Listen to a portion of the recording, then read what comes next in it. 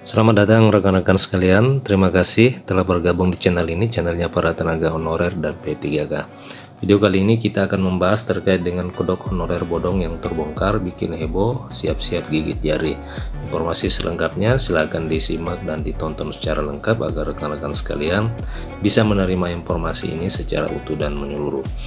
Rekan-rekan, di tengah penantian para pegawai non-ASN terhadap pengesahan RUU ASN atas perubahan Undang-Undang Nomor 5 Tahun 2014 yang mengatur terkait dengan aparatur sipil negara, muncul kabar yang menghebohkan tenaga honorer.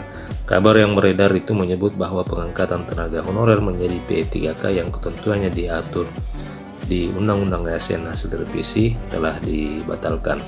Rumor tersebut mencuat setelah terungkap dari sejumlah 2,3 juta honorer ternyata banyak ditemukan yang masuk kategori honorer bodong atau honorer siluman.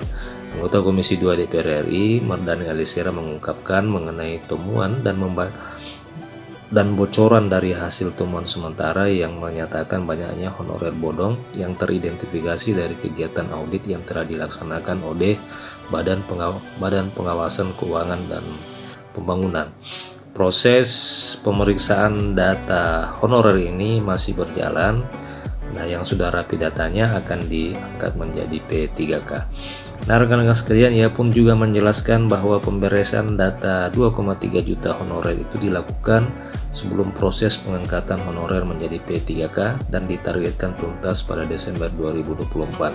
Sebelumnya, secara terpisah, ia juga menyebut ada 1 juta tenaga honorer titipan atau honorer bodong. Jadi ini sungguh sangat angka yang sangat mencengangkan, oleh karena ada Mardhani Alisera berani menyebutkan terdapat 1 juta tenaga honorer titipan atau honorer bodong. Namun terungkapnya fakta tersebut tidak lantas rencana pengangkatan honorer ini menjadi P3K akan dibatalkan. Nah, rekan-rekan sekalian, kasus honorer bodong ini juga sempat heboh saat pelaksanaan CPNS 2013 dan 2014 yang lalu.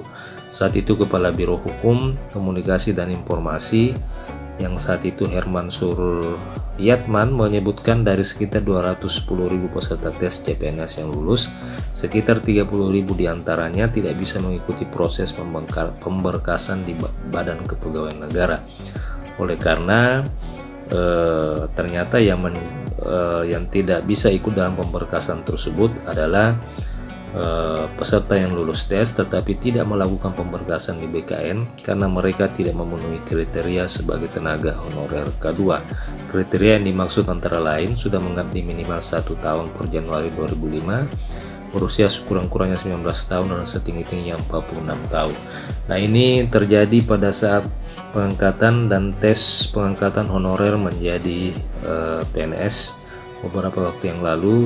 Kala itu sempat juga mencuat isu dan persoalan honorer bodong. Nah, rekan-rekan sekalian, saat ini honorer bodong ternyata yang dibocorkan oleh Mardhani Alisera menyebutkan sekitar 1 juta tenaga honorer itu teridentifikasi bodong. Semoga saja rekan-rekan honorer yang memang sudah lama mengabdi dapat terlindungi atas adanya audit dan verifikasi oleh BPKP untuk memastikan sebagai langkah untuk penyelesaian persoalan tenaga honorer. Nah, rekan-rekan sekalian, bagaimana tanggapan rekan-rekan terhadap kebijakan ini? Silakan kirimkan komentar rekan-rekan di kolom komentar video ini. Terima kasih telah menyaksikan. Sampai jumpa di video berikutnya.